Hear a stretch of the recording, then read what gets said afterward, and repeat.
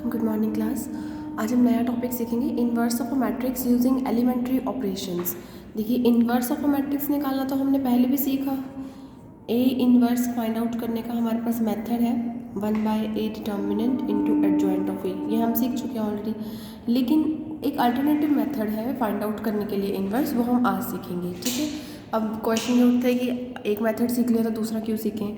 Sometimes आपके paper में लिखा आ जाए particularly find the inverse of a using elementary operation, तो आपको इसी तरीके से इन्वर्स निकाल के दिखाना होगा। और अगर कुछ नहीं लिखा है तो आप पहले वाले तरीके से ऑब्वियसली निकाल सकते हो इन्वर्स। तो आपको दोनों ही तरीके सीखने बहुत ज़रूरी हैं।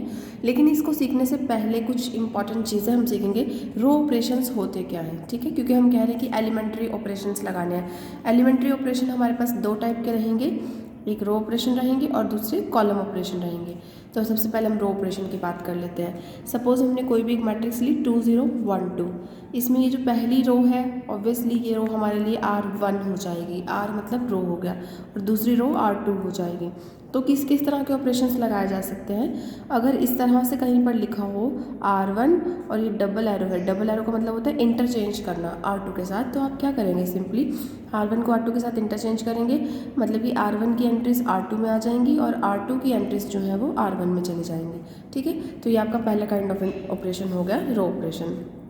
और क्या ऑपरेशन हो सकता है, सपोज ऐसे लिखा हो R1 और बस एक साइड एरो है, ठीक है, अब डबल साइड था पहले तो वो इंटरचेंज करने वाला सीन था। यहाँ पे क्या है, R1 इज 2R1, तो मतलब हमने R1 को ऑपरेट करना है और क्या करना है, उसको 2 से मल्टीप्लाई करना है। तो R1 को 2 से मल्टीप्लाई करेंगे, जो आएगा उसको कहाँ लिखेंगे, R1 में ही। फिर से सुनिए, R1 की एंट्रीज लेंगे, उसको 2 से मल्टीप्लाई करेंगे, 2 से मल्टीप्लाई करने के बाद जो भी आएगा उसको R1 में लिखेंगे। तो ये मेरे पास फर्स्ट रो है, R1 है। जैसे आप इसे 2 से मल्टीप्लाई करेंगे 4, इसे 2 से मल्टीप्लाई किया 0, ठीक है। और R2 पे तो कोई ऑपरेशन नहीं है, जहाँ हमने ऑपरेशन लगाया वहाँ पे R2 का तो कोई जिक्र नहीं है, तो R2 remains as it is, उसको एज इट इज़ ले आप लिख देंगे। ठीक है, सो ये आपका एक और टाइप ऑफ ऑपरेशन हो गया। एक और बहुत इंपॉर्टेंट काइंड ऑफ ऑपरेशन समझिए। सपोज कहीं पर ऐसा लिखा हो R1 और इसके ऊपर हमें ऑपरेट करना है 2R1 प्लस R2।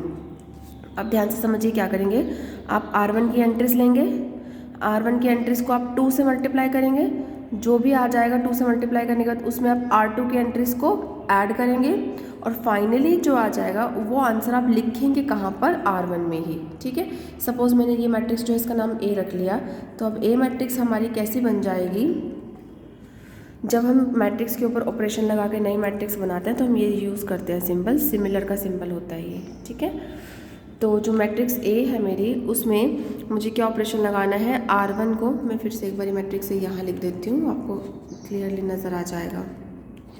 देखिए, R1 को 2 से मल्टीप्लाई करना है और R2 में ऐड करना है और आंसर कहाँ पुट करना है, R1 में। ये बहुत इंपॉर्टेंट बात है कि आंसर आपको कहाँ पुट करने हैं, R1 में, क्योंकि आपको R1 में ही चेंजेस करने हैं, R1 में ही आंसर्स पुट करने हैं, R2 के ऊपर तो कोई चेंजेस करने नहीं है। सो R2 के ऊपर अगर कोई ऑपरेशन नहीं लगाना है तो सबसे पहले R2 की एंट्रीज, ये 1 और 2 सेकेंड रो की एंट्रीज एज इट इज़ लिख लेंगे आप। ठीक है, जहाँ ऑपरेशन लगाना है उसी वाली रो में एंट्रीज चेंज होंगी, जो दूसरी रो है that remains as it is.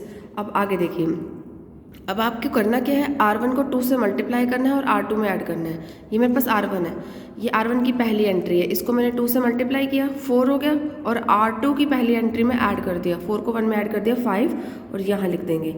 यहाँ क्यों लिखा, क्योंकि आंसर R1 में ही लिखना है। फिर से सुनिए, R1 को 2 से मल्टीप्लाई करना है और R2 में ऐड करना है। वापस से आ जाइए, R1 की अगली एंट्री कौन है, 0, उसको हमने 2 से मल्टीप्लाई किया 0 ही आ गया, और उसको R2 की इस एंट्री में ऐड करना है, मतलब 0 को 2 में ऐड किया 2 हो गया, तो ये मैंने लिख दिया यहाँ पर 2। ठीक है क्लास, तो ये बहुत ही इंपॉर्टेंट टाइप का ऑपरेशन है, ये बहुत ज़्यादा यूज़ हो जाता है। और देखिए क्या, एक बार एक और एग्जाम्पल बनाते हैं इसका। सपोज मैंने एक और रो ऑपरेशन लगाया R2, ऐसे लगा लेते हैं 2R1 माइनस R2, ये ऑपरेशन है।